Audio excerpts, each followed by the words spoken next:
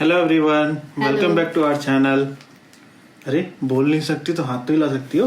तो हिला तो रही हूँ। हेलो। एक्चुअली आज निशा का डेंटिस्ट अपॉइंटमेंट था, तो डेंटिस्ट ने निशा की विजडम टूथ एक्सट्रैक्ट कर दिया। पता नहीं कहाँ से आ गया विजडम टूथ मतलब वो एक्सट्रैक्ट कर दिया और निशा को बुलाए कि 24 घंटे तक कम बोलें। तो मुझे ऐसा लगता है कि दांत निकालने से ज्यादा दर्द तो ये हो रहा है कि 24 घंटे तक कम बोलना है।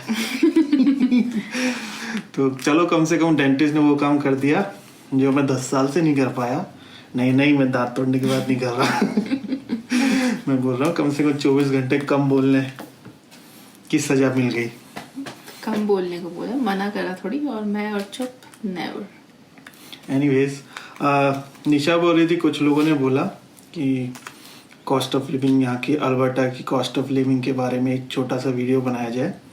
तो मैंने सोचा ठीक है, चलो उसके बारे में कुछ बातें करी जाती हैं। हाँ, तो मुझे भी बीच में कुछ बोलना है। एक्चुअली अगर मेरा विजडम टूथ नहीं भी निकला होता, that is the reason of course, but obviously my job उड़ाना और इनका जॉब उसमें पेमेंट करना। सो मैंने सोचा कि इट्स बेटर कि मैं उस पर कुछ बोलूँ। सो बेटर आई आस्क अखिल कि वो पूरा पैसों का मैटर वही बोलिए तो ज़्यादा अच्छा रहेगा, बिकॉज वो उस चीज़ को मैनेज करते हैं।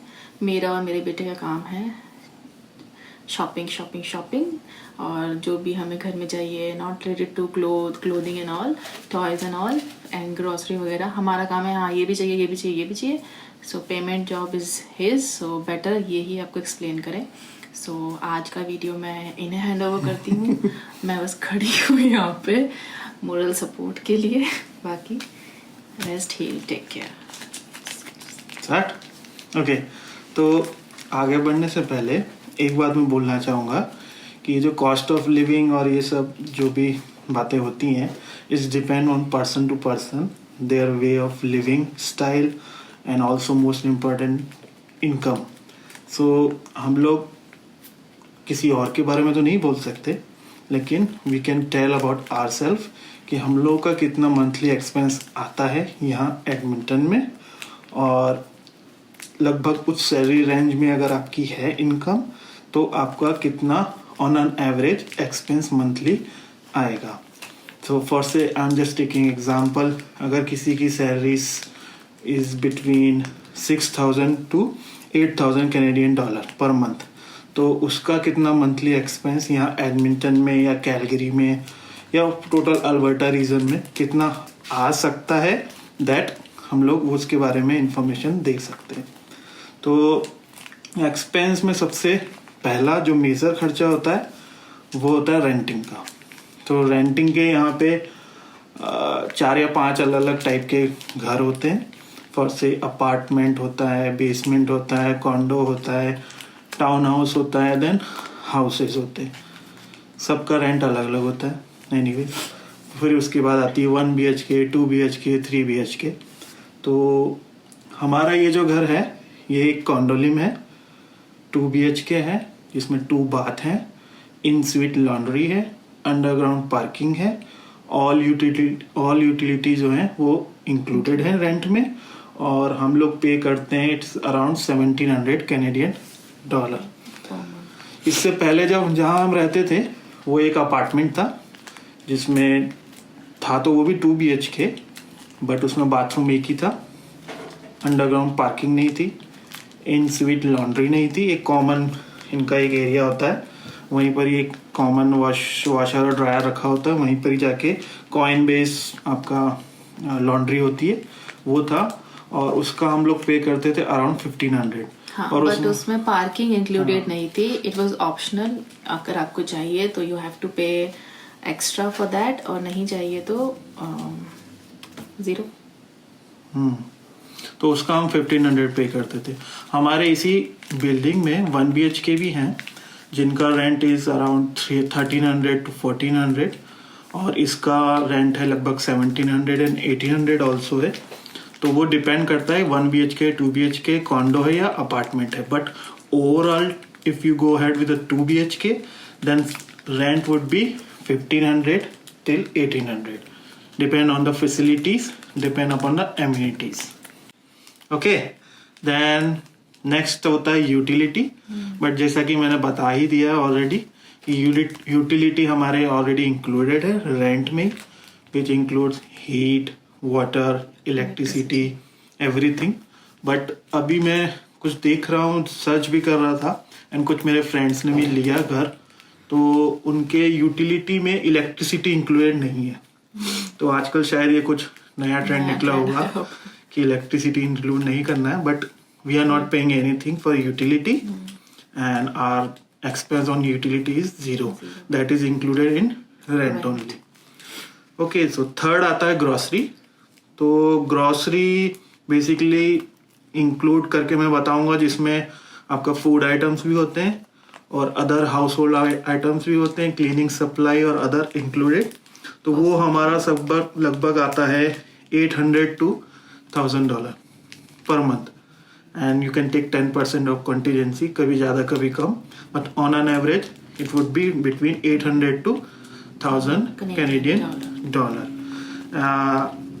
वो कभी कभी ज़्यादा भी आ जाता है जब ऐसे लोगों को बिना छूट दे के छोड़ दिया जाए, तो वो कभी कभी 1200 भी पहुंच जाता है, इसलिए साथ में जाना जरूरी रहता है।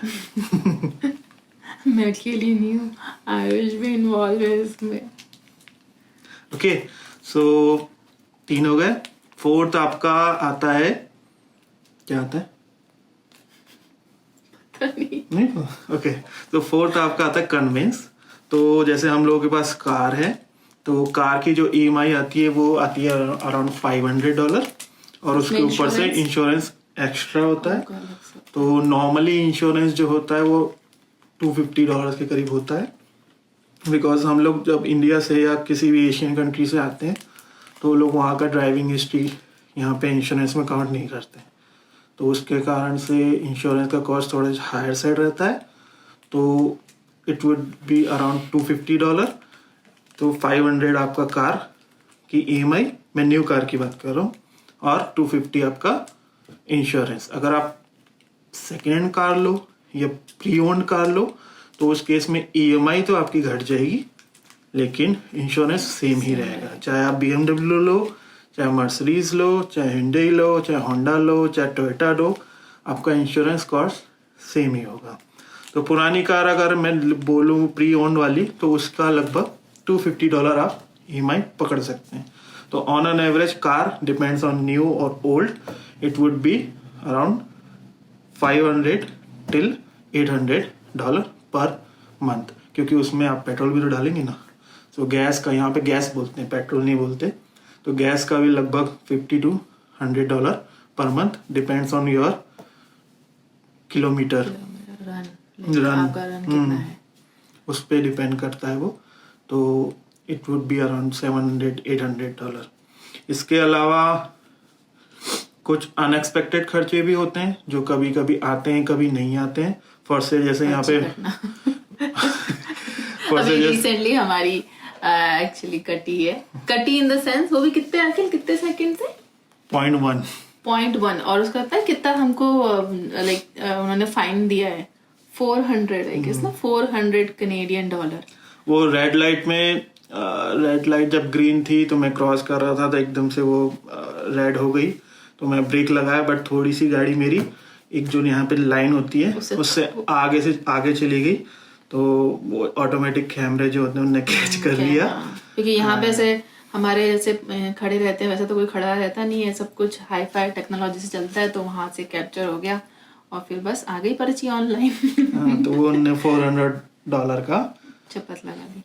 एनीवेज वो वंस इन अ वाइल होती है, बट उसके अलावा जो एक जरूरी खर्चा होता है वो होता है यहाँ पे विंटर्स में, और वो मोस्टली जैसे आप शू लेते हो, विंटर शू या जैकेट या अदर ग्लव या हैट या व्हाटएवर जो भी विंटर के कलेक्शंस रहते हैं, तो नॉर्मली वो आपको हर साल लेना ही पड़ता है इनिशियल, एटलीस्ट 1 या 2 साल में। फिर उसके बाद आप उसको भले ही यूटिलाइज कर सकते हैं, बट इनिशियल फर्स्ट ईयर और सेकेंड ईयर में डिपेंड्स ऑन किस रीजन में है आप, उसके अकॉर्डिंग आपको वो थोड़ा दिखना पड़ेगा। तो ऑन एन एवरेज अगर मैं पकड़ूं पर मंथ का, वो होता सिर्फ 1 महीना ही है, बट मैं जैसे मंथली एक्सपेंस बता रहा हूँ, तो मैं ये बोल सकता हूँ कि that could be around $200 per month. तो वो आप अराउंड नवंबर, दिसंबर, जनवरी, ये 3 महीने में आपका लगभग वो खर्च होता है। और इसके अलावा क्या बचा फिर? सो नेक्स्ट होगा फ़ोन, इंटरनेट। यहाँ पे सिम कार्ड बहुत महंगे हैं। इंडिया में मुझे पता है सब 2-2 सिम कार्ड रखते हैं, ये भी रखते हैं। यहाँ पे एक सिम कार्ड कैरी करना ही बड़ा मुश्किल होता है। तो अगर मैं पकड़ूँ, एक सिम कार्ड का कॉस्ट यहाँ पे एटलीस्ट $50 to $60 होता है।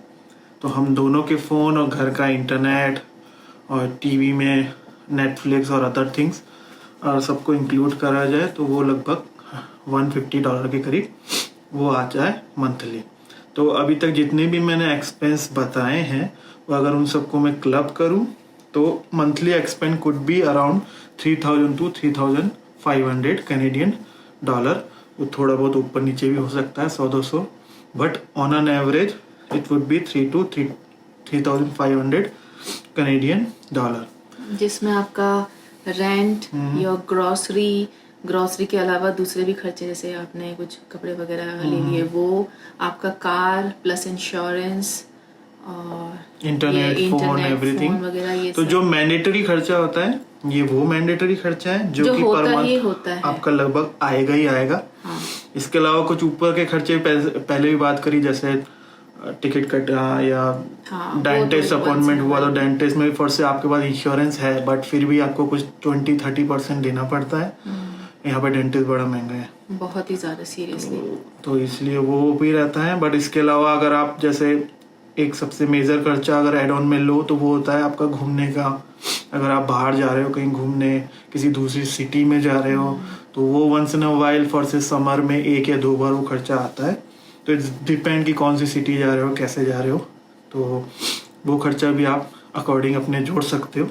वो तो खैर ऑनलाइन सब अवेलेबल रहता है, बट जो आज हमने बताया है वो एक मैंडेटरी खर्चा है जो कि पर मंथ आता ही आता है लगभग, और वो उसी रेंज के अंदर में आता है। या एडमिंटन, अगर मैं कैलगरी की बात करूं तो कैलगरी में भी अगर मोटा मोटा पकड़ूं तो मैं लगभग सेम ही है, बट थोड़ा सा 5% to 10% वो थोड़ा इंक्रीज हो सकता है। वो भी सिर्फ रेंट वगैरह में आई गेस। ग्रोसरी वगैरह तो जैसे आप यहाँ कर रहे हो वैसा वहीं करोगे, क्योंकि ग्रोसरी यहाँ पे इसलिए भी सस्ती पड़ती है फॉर से अगर मैं कंपेयर करूँ ऑन्टारियो से, टोरंटो से, वैंकूवर से, क्योंकि यहाँ पे सेल्स टैक्स जो है वो 0 है।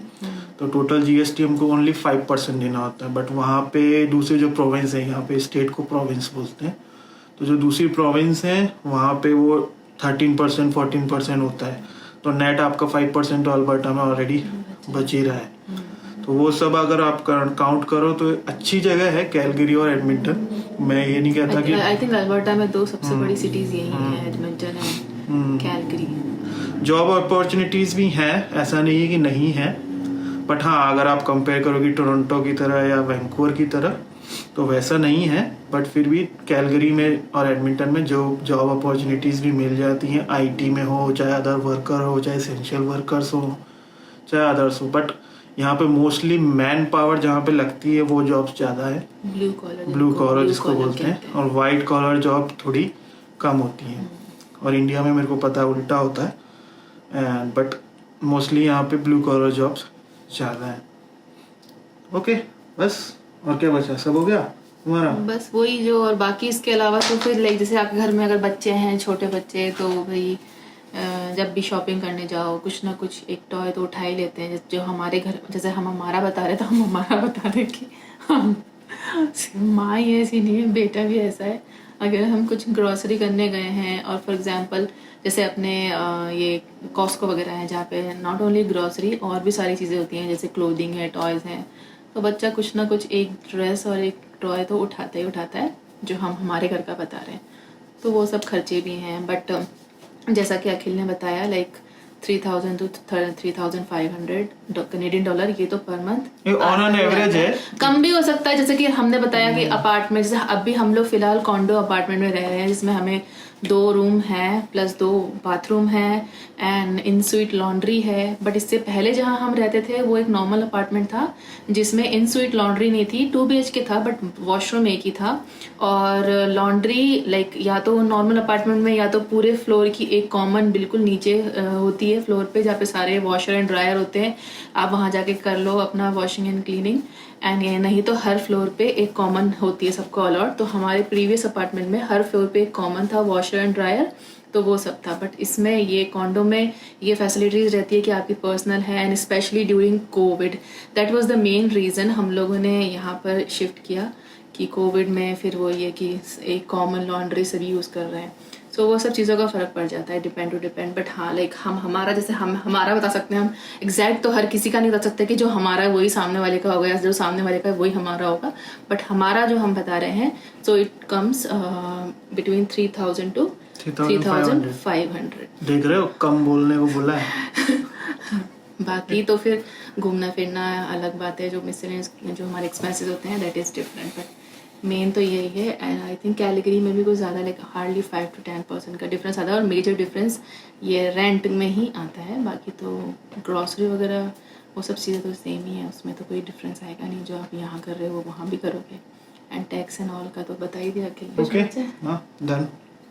अगर इसके अलावा कुछ और इन्फो चाहिए हो तो कमेंट करना, फिर अगर कुछ रह गया हो तो फिर हम बता देंगे। बट मोस्टली हमारा जो खर्चा आता है ऑन एन एवरेज, मैं तो टोटल देखता हूँ तो टोटल मेरा उतना ही आता है। तो वो अगर कोई छोटा मोटा और दूसरा कोई खर्चा होता है तो मैं बता दूंगा आगे के वीडियोस में। बट मोस्टली इतना ही खर्चा होता है, इससे ज़्यादा नहीं होता है। ओके देन, तो thank you so much Akhilesh ji हमारे वीडियो में आने के लिए।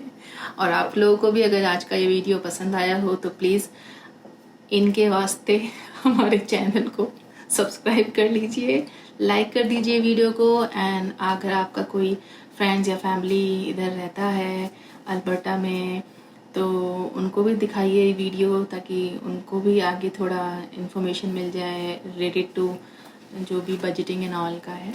So that's it.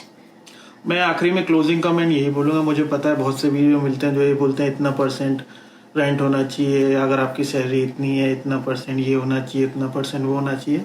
ठीक है, वो कुछ टेक्निकली अगर बुक वाइज देखा जाए तो ठीक है, बट प्रैक्टिकली आपको मैनेज करना आना चाहिए।